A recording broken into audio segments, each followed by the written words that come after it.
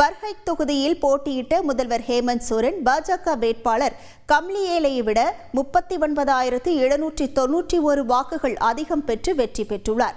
தும்கா தொகுதியில் போட்டியிட்ட ஹேமந்த் சோரனின் சகோதரர் பசந்த் சோரன் பாஜக வேட்பாளர் சுனில் சோரனை விட 14,588 வாக்குகள் அதிகம் பெற்று வெற்றி பெற்றுள்ளார். காண்டே தொகுதியில் போட்டியிட்ட ஹேமந்த் சோரனின் மனைவி கல்பனா சோரன் பாஜக வேட்பாளர் முனியா தேவியை காட்டிலும் 17,142 வாக்குகள் வித்தியாசத்தில் வெற்றி பெற்றுள்ளார். செராய்கெல்லா தொகுதியில் பாஜக சார்பில் போட்டியிட்ட ஹேமந்த் சோரனின் உறவினர் சம்பை சோரன் JMM வேட்பாளர் கணேஷ் மஹாலியை 20,447 வாக்குகள் வித்தியாசத்தில் தோற்கடித்துள்ளார். ஜம்தாரா தொகுதியில் பாஜக சார்பில் போட்டியிட்ட ஹேமந்த் சோரனின் அண்ணி சீதா சோரன் காங்கிரஸ் வேட்பாளர் இப்ரான் அன்சாரியிடம் 43,458 வாக்குகள் வித்தியாசத்தில் தோல்வியடைந்தார்.